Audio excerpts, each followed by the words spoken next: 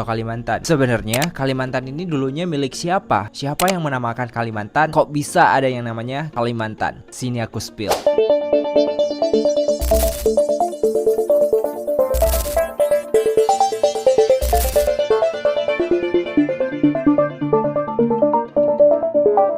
Ngomongin masalah Kalimantan, sebenarnya pulau ini udah ada sejak zaman prasejarah dulu, atau sering dikenal dengan zaman kedatangan dari ras Australoid. Anyway, ras Australoid ini merupakan salah satu ras yang erat kaitannya dengan beberapa suku yang memiliki kulit agak sedikit gelap atau kulit eksotis. Nah, suku Australoid ini dibagi ke dalam 3 golongan utama, yaitu suku aborigin Australia, kemudian suku orang asli, dan juga ada Negrorito. Nah, kebetulan pada zaman dahulu itu ada beberapa literatur yang mengatakan bahwa suku ataupun ras Australoid ini yang pertama sekali menginjakkan kaki di bumi Kalimantan atau Pulau Kalimantan, dan bisa dikaitkan bahwa mereka adalah orang pencetus utama sehingga ramainya penduduk-penduduk yang ada di Pulau Kalimantan. Seperti yang aku jelaskan tadi, bahwa Australoid ini dibagi ke dalam 3 golongan utama. Ada suku aborigin Australia yang kemudian mereka itu hijrah ke sebuah benua Australia. Kemudian ada ras orang asli, yang orang asli ini merupakan salah satu representasi dari orang-orang yang ada di suku-suku Melayu gitu. Nah, orang di suku-suku Melayu inilah yang kemudian mempengaruhi dari adanya orang-orang asli yang ada di Pulau Kalimantan. Sedangkan Negrorito, mereka tuh lebih prefer ke orang-orang Afrika yang memiliki kulit eksotis yang kemudian menjadi penduduk asli dari Afrika.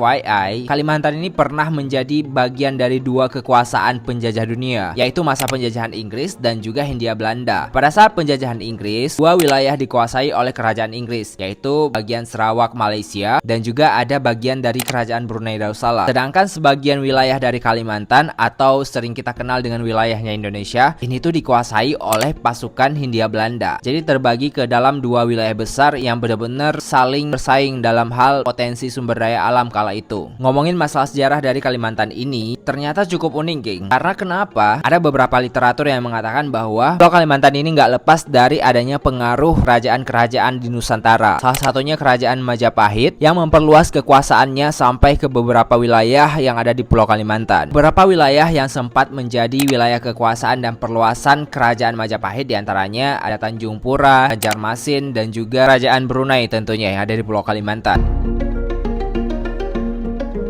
Fakta sejarah mengatakan bahwa Pulau Kalimantan ini memiliki keunikan dan juga sejarah yang sangat-sangat panjang dibandingkan dengan pulau-pulau yang lain. Karena kenapa? Beberapa pengaruh sejarah ini menjadikan Pulau Kalimantan adalah salah satu wilayah yang benar-benar dikejar oleh penjajah kala dulu. Sejarah pernah mencatat di tahun 1936, Hindia Belanda menetapkan 3 provinsi utama yang berdiri dari kerajaan Hindia Belanda kala itu. Ketiga provinsi ini meliputi dari wilayah Sumatera Utara, di mana ada ibu kotanya sebagai Medan, kemudian ada wilayah bagian Sulawesi, dan satu-satunya wilayah Banjarmasin yang merupakan wilayah dari Kalimantan ini. Dan kalau kita kulik dari beberapa literatur sejarah, Pulau Kalimantan ini tak lepas dari beberapa adanya pendatang-pendatang dari luar, baik itu pendatang dari penjajahan, kemudian kerajaan-kerajaan, dan beberapa diantaranya benar-benar membawa pengaruh signifikan terhadap pulau dari Kalimantan ini. Sejarah pernah mencatat bahwa kedatangan VOC Belanda pada abad ke-14 telah mengubah dari sistematika dari Pulau Kalimantan ini, sehingga ada beberapa kisah pilu yang terjadi di Kalimantan ini terhadap sistem yang diberikan oleh kerajaan Hindia Belanda kala itu. Kemudian dilanjutkan dengan penjajahan Inggris yang terjadi di 1810, pendudukan Belanda yang terjadi pada tahun 1817, di mana kala itu Kalimantan pernah sempat dipegang oleh kerajaan Inggris, tapi pada akhirnya diserahkan ke Belanda. Sejarah penjajahan berakhir di Kalimantan pada tahun 1942, di mana kala itu Jepang telah menyerang Kalimantan dan mengambil beberapa sumber daya alam yang ada di sana, sehingga pra kemerdekaan ini Kalimantan terjadi perlawanan-perlawanan terhadap penjajah yang datang ke sana oleh pribumi-pribumi yang ada di sana.